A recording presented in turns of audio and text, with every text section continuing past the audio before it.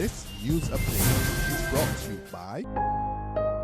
Everybody is moving as one because it's celebrating as one. And that's what you love about the Olympics and sports in general, that it actually galvanizes people. Sign up for any Flow Essentials bundle from as low as $160 per month and enjoy 3 dedicated channels to watch the Rio 2016 Olympic Games. Plus, get premium access to the Flow Rio 2016 Extra app to watch the games wherever, whenever, on the go. Don't miss the magic with Flow. This is your Barbados Today evening update for Tuesday, July the 26th, 2016. So glad you could join us. I'm Emmanuel Joseph. Top in the news at this hour, police are on the scene of the fatal shooting of a young man at Hearts Gap Christchurch. Barbados Today understands the victim is 21-year-old Romario Lashley of Arthur Seat in St. Thomas, who was wanted by police in connection with serious criminal matters. Lashley's mother, Maxine Lashley, had publicly made an appeal on Barbados Today for her son, who was allegedly linked to the recent shooting of a police officer, to turn himself in. Investigations are continuing. Retrenched National Conservation Commission workers represented by the National Union of Public Workers today opted to take the compensation awarded by the Employment Rights Tribunal. Word of this from the NUPW President Akani McDowell, who met with about 50 workers this evening at the union's headquarters on Dalkeith Road. McDowell says the workers agreed to take the money based on legal advice given by NUPW attorney Pat Cheltenham QC.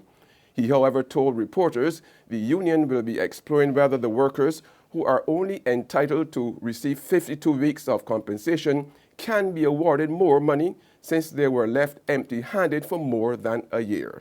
We are going to try to see if we can make up the shortfall for the money that they did not receive. I'm talking about the time that they were home. The lawyer also said to us that based on a ruling from a previous tribunal, that workers would have received money from the time they were dismissed and the time that they were given the judgment. So we are going to explore the option of seeing whether or not these workers can be given the payment for the additional year and a half that they were home. Construction is set to begin on the Hyatt Centric Resort in Barbados in another 2 months. The announcement came today from one of the directors of the project, Mark Maloney, during a signing agreement at Regis headquarters in Welch's St. Thomas. Signing the deal was director of the project, Vision Development Inc., Minister of Tourism Richard Seeley, Minister of Finance Chris Sinclair, and representatives from the Barbados Hotel and Tourism Association and Barbados Tourism Marketing Inc. Maloney described the moment as historic, and he's hoping the new project would be a springboard for many others. Today is a historic occasion for us. It's been probably about 3 years that we've been working to get to this day with all of the regulatory agencies who we would like to thank the government for their tremendous support and all the regulatory agencies in making this possible.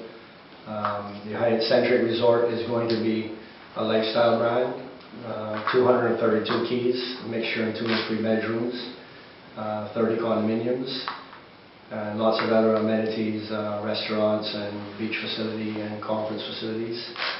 The project is slated to start within the next 2 months, groundbreaking, and we're really looking forward. I think that this is going to be a platform for a lot of needed development in the hotel sector, and certainly for Carlisle Bay, one of the most beautiful beaches in Barbados. This will be a springboard for many more projects that we think will follow behind us. The hotel will be completed in 2 years' time.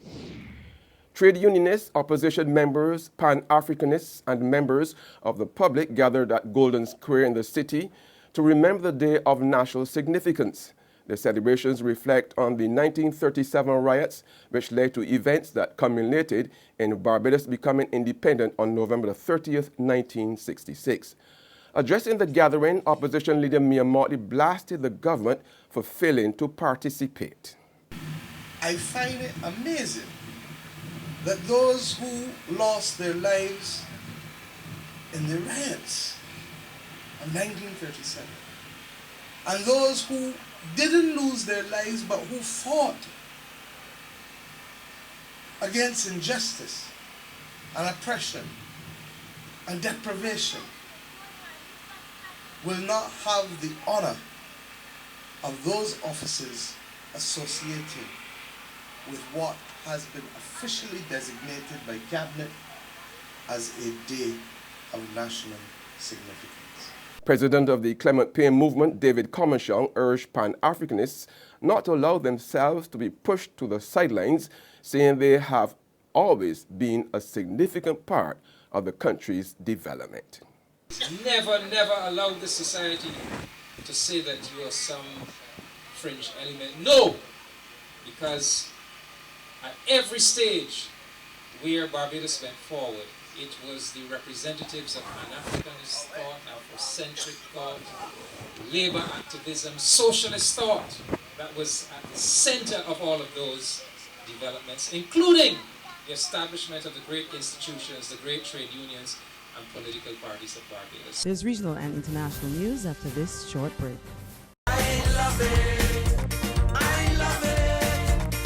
Do you want to make sure that your favorite BT Soca Royale champion hopeful is in with a great chance of winning $10,000? Well, it's simple as going to www.facebook.com/Barbados today to cast your vote.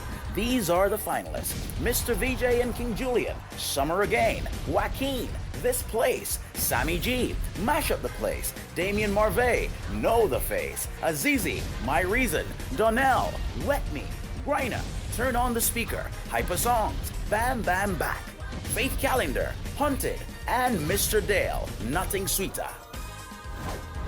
Special thanks to these sponsors: Flow, CGI, Capital Media HD, the Barbados Public Workers Cooperative Credit Union Limited, the 50th anniversary of Independence Celebration Secretariat, and the NCF.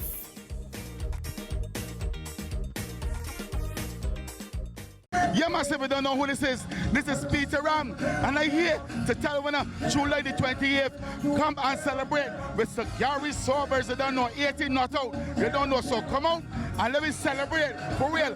All of it together as one. Big up Sir Gary Sobers, 18 not out. Woo!